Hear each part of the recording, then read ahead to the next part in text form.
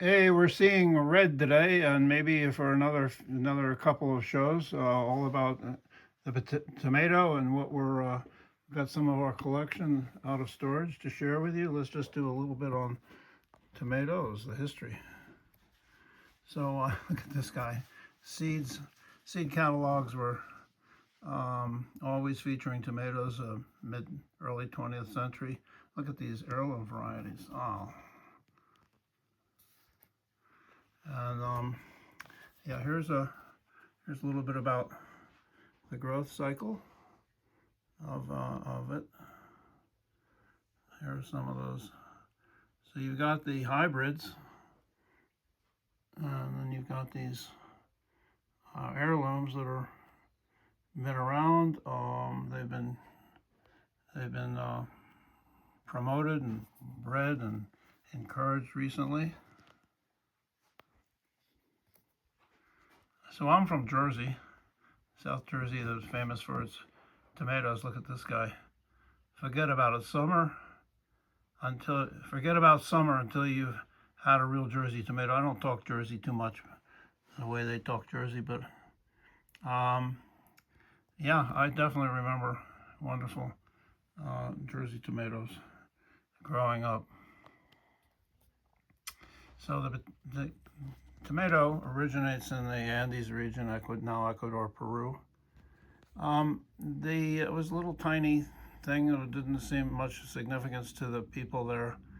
They may have picked off a bit, some, but they think birds carried the seeds to up into Central America and Mexico, and then the Spanish brought the tomatoes to Europe, and then they spread in various places. You see that, and then eventually they think English settlers brought the tomato back to North America. The Spanish may have also introduced it into southwestern California. Look at this. Tomato has a long and colorful history in my state, my original state. And this is a little bit more about the origins. Originally, when it got to Europe, it was considered just an ornamental because it was related to the deadly nightshade. So the legend goes that this guy, Robert Gibbon Johnson, Colonel Robert Gibbon Johnson, South Jersey, Salem County, the people were supposedly reluctant to eat tomatoes because of what we've just discussed. So he publicly went to the courthouse and ate a tomato, and he didn't die, didn't get sick. And here's his estate, by the way, Johnson Hall, and it does mention that he was an agriculturist and a champion of New Jersey tomatoes. This is a little bit more about that. But the idea is that tomatoes were being grown and cultivated and eaten long before that in Jersey and elsewhere in the U.S. Here's global tomato processing in 2017, 37 million tons. You can see China's the big producer here. This is of 2024. These are the countries that produce the most tomatoes. So it's literally a world crop, and it's important and very important to many people. Favorite food. So there's another Jersey reference. And one of the reasons that it's so good, it grows so well, is that it's a sandy, loamy soil that the tomatoes prefer. And they don't like to have their feet wet, as it were, the plants, but so there's nice drainage. And Rutgers University did lots of research into getting some, good breeding, good tomatoes that could be used for processing. I remember we were growing potatoes in the backyard. This is an AI image. It's not me and my mom, but we certainly were growing tomatoes in our backyard, as many, many people still do elsewhere, all around the country. And then we were also buying them in truck farms and that sort of thing when we didn't have enough tomatoes producing in our own garden. And my mom was really good at fried green tomatoes. And tomato sandwiches is something that I still treasure, and it's a very sort of New Jersey thing. Fried green tomatoes, by the way, was very popular by Pennsylvania Dutch. The people brought it from Germany. Here's more of a reference to that. People think of it because of the movie, that fried green tomatoes are a popular thing in the South, or always were. No, that movie and the book before it popularized fried green tomatoes, but they were never a Southern thing until that. It was actually German immigrants, and many Jewish German immigrants in the Midwest, and then also the Philadelphia area that brought this. And one of the reasons about fried green tomatoes was just before the frost, the tomatoes that had not ripened, they were green. That was a way of cooking them up. And this is a great website, by the way. Tomato Dirt People. There's the, and you can see they've all sorts of tips on how to grow them, but also lots of fun stuff. So let's look at some of the things we've collected here. I brought out from storage for you to see from our collection. And you can see there's definitely a world crop. Look at this postcard. Super a carload of tomatoes, and then you would put where you're from, send that back east, and show how productive it was. Here's the little tiny ones. So yeah, a world crop. Look at this. This is a coin from Tonga in the South Pacific with tomatoes, and Vietnam, Spain, where's that? Romania, Bulgaria, Mexico, Uganda. So what we've always done with kids when we do programs is we bring out a lot of faux tomatoes or faux whatever we're talking about, and then the kids have to identify what's the real tomato. Of course, this one would be easy, and then what the materials are made of. Here's, I guess that's a plastic one. Here's a cloth one. Ceramic. Here's a fun one. This was a little radio tomato.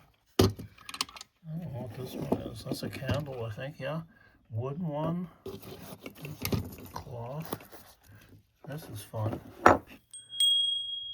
So yeah, so you get the kids to be thinking about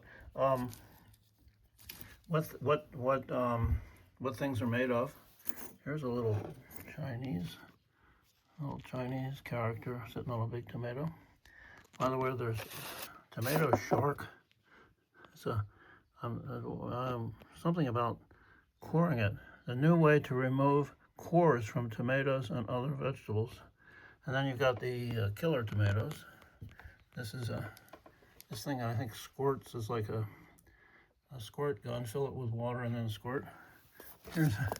Here's a spongy ball for, you know, to relieve stress. A little one. This is fun. Throw a potato and 151 other ways to be mean and nasty. In Spain, they have this annual thing in which they throw, I don't know, they throw tomatoes at one another, rotten tomatoes, and there's a big thing there. Not sure about that. And all these seed catalogs we have. Oh, this is fun. I'm just an old tomato, but don't put me on the pan. For no one can love you, honey, like your old tomato can. Okay. Look at this woman. She's out. This was a McCall's homemaking ad from the 30s. Look at her doing her harvest. She's putting them out there, I guess, to ripen. There's a little some sort of a little tomato princess here. This is a book all about the tomato community in Sarasota County, I think it is, Florida, which is famous for its growing tomatoes for the northern market, and there's a whole history of this community. I think it's near Bradenton, yeah. So a whole history of that production area, which is famous because they were supplying tomatoes to the northern markets. And this is a famous poster, all the different varieties. We have books This is 1911 tomato culture. Look at this guy by Will Tracy. Yeah, so he put down as much as they knew about tomatoes and growing them. Sort of a real handbook for folks, commercial growers, and also,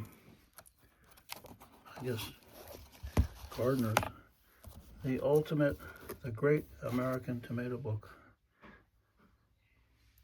The best, most complete coverage ever. Tells exactly everything you need to know. So this is a much more modern version of what I just showed you. How to grow them, where they're grown, with the diseases, the pests. Yeah, we have great books in our Food Museum library on just every subject. And here's, look at this. This is, what was this, 1933? U.S. Department of Agriculture, descriptions of types of principal American varieties of tomatoes. There's another effort by the U.S. government to inform people and help them understand the different varieties, how they grow, what some of the issues involved with them are. Look at this. Yeah. So again, pulling things out from our library. But this is the Good Cook's Book of Tomatoes with more than 200 recipes. Michelle Anna Jordan. Look at this. This is more recipes and ways to prepare than you probably ever will need.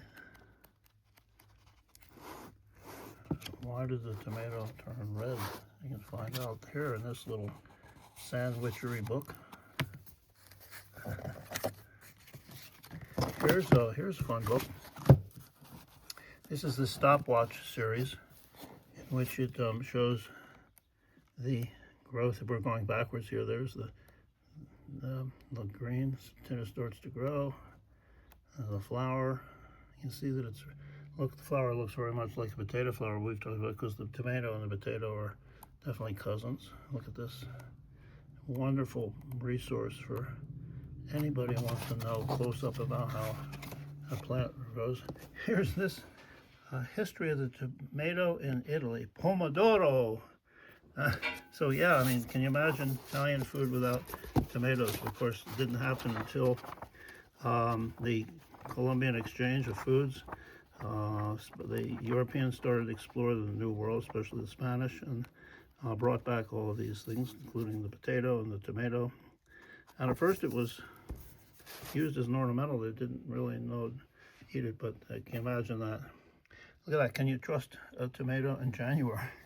This is the hidden life of groceries revealed at last. You see the tomato gets the headline.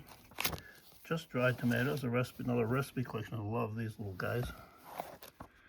This little cartoons, these little are all the way through here. It's just a wonderful comic illustrators, fun images, decorating.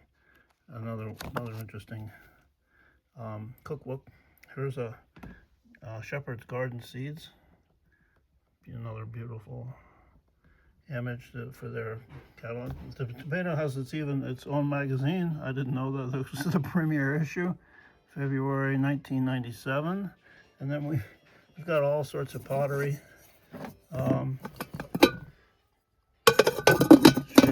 Tomatoes, some teapot. Here's a salt and pepper. Look at this little, a bunch of other things. There's a bacon, tomato, and lettuce sandwich is famous.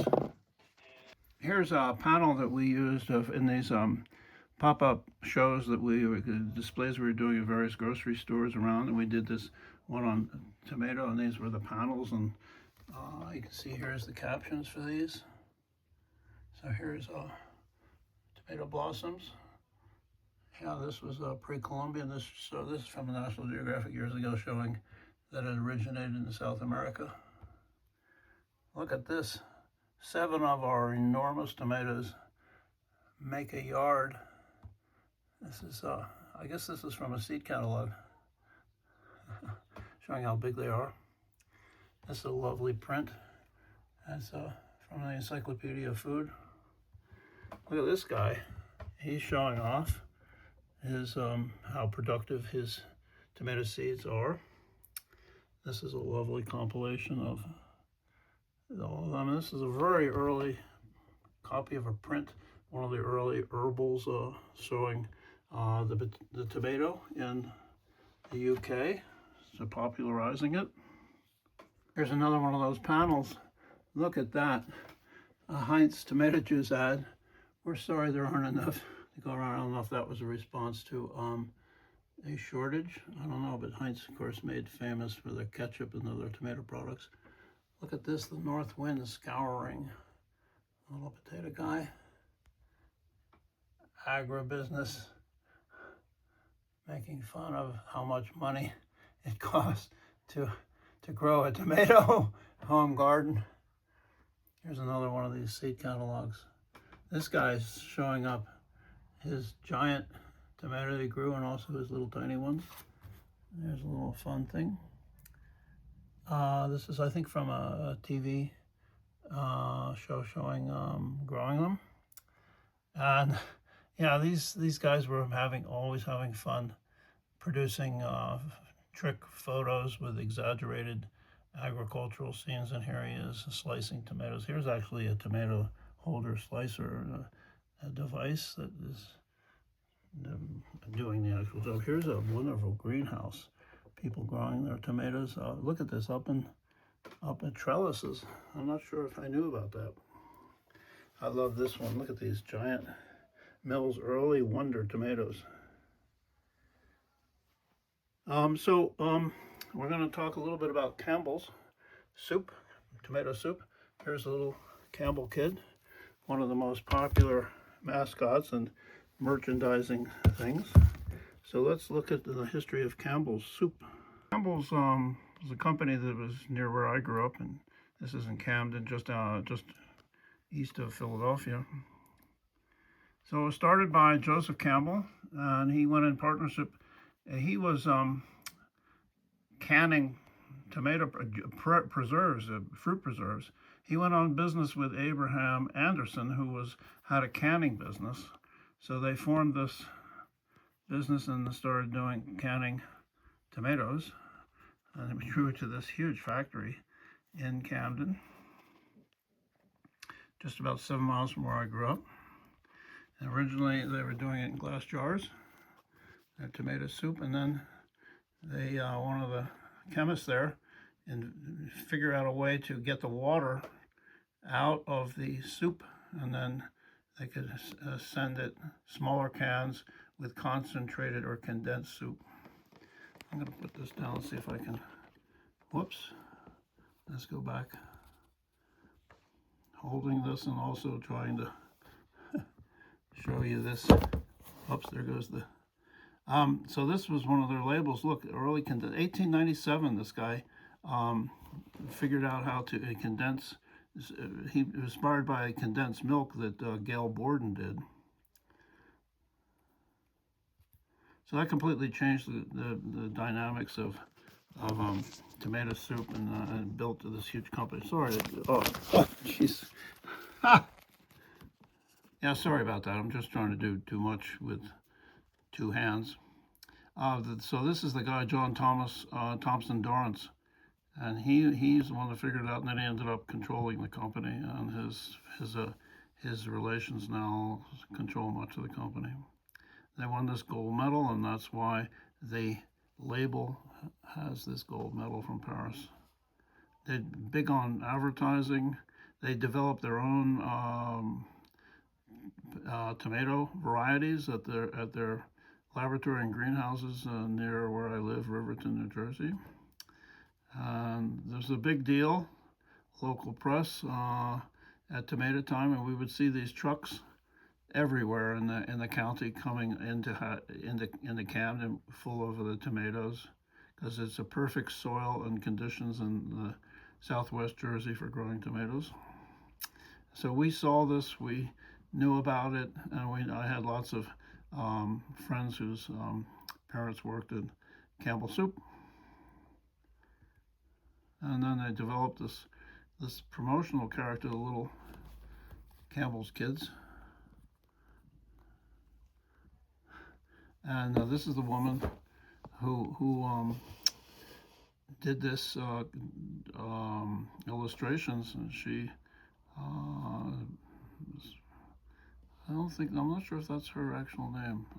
That's her name, but I think it was the name before she was, oh, maybe that's it.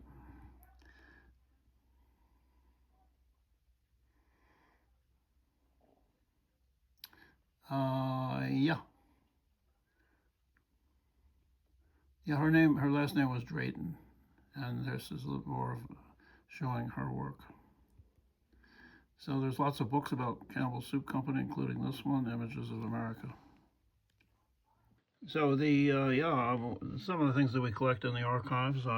This is from 1991. Philadelphia Inquirer is a 3-day series about the takeover or the inheritance of the Dorrance family, the kids, the grandkids, the whatever, who then controlled Campbell's company. And there's a long article about how they were going to continue running the company after Jack Dorrance died. So this is what we have in our archives. Some years ago, they started the Campbell Museum collection of soup tureens.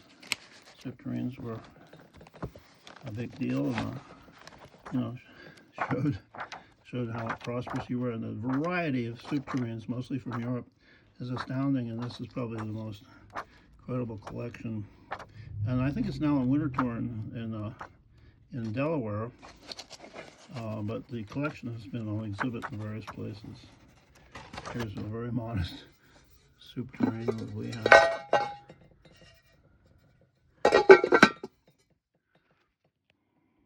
There's this. This is America's favorite fruit, Campbell's, the story of the Campbell Soup Company. This is a lavishly illustrated book. Features all their advertising, all the history of it. This was done, all the chronology, but it's just more than just Campbell Soup. It's the Campbell Soup is a corporate phenomenon, global food. There's the Andy Warhol thing. He painted these soup cans, iconic soup cans, and this is a global company now. They own Pepperidge Farm, they own Vlasic, Pickles, a big company. I think right now they're doing more about snack foods than they are. They bought Swanson's TV Dinners, V8. So this is a big company that's way beyond tomato soup now. But Chef Boyardee they own, I think, yeah. So they've gone on to be a big global company. But it started with tomato soup and condensing the soup, getting the water out of it so that it would be easier to pack, and you could keep it on your shelf and use it in a sauce or have it, for whenever you wanted to need it and you needed the soup. So it was transformed the way folks around the world really have access to soup, and also the things that tomatoes and tomato sauces go into for cooking. As I just pulled these off of our pantry shelf, we don't get sponsored. We don't get anything from Trader Joe, but we do shop there. Yeah, thick and chunky salsa. Yeah, it's got the chili pepper on there, but the main ingredients seems to be tomatoes. And then, of course, ketchup, made famous by Heinz, but Campbell had their own ketchup. Look at that, you can see the different tomatoes on there. This is a great product. Diced and fried roasted green chilies, but of course it's organic tomatoes flavored with those, so you can see that label. And then this is a wonderful product, Amy's light and sodium tomato soup, chunky tomato soup, bisque. This is one of our favorite products. And then cocktail sauce for seafood made with fresh horseradish, it says. But one of the main ingredients, of course, is, you guessed it, tomatoes. So that's a little bit about our collection. If you like these shows, you can always subscribe. It's free. You can tell your friends. You can leave us comments. We love sharing what we're doing, what we have in our collection, the whole collection. We're looking, all these foods, the archives, we're looking for a permanent home for all of this so they can continue the work of what we're doing in helping people understand the foods they eat and the issues behind it of our industrialized food system. And so, yeah, and you can leave us comments and notes, share with your friends.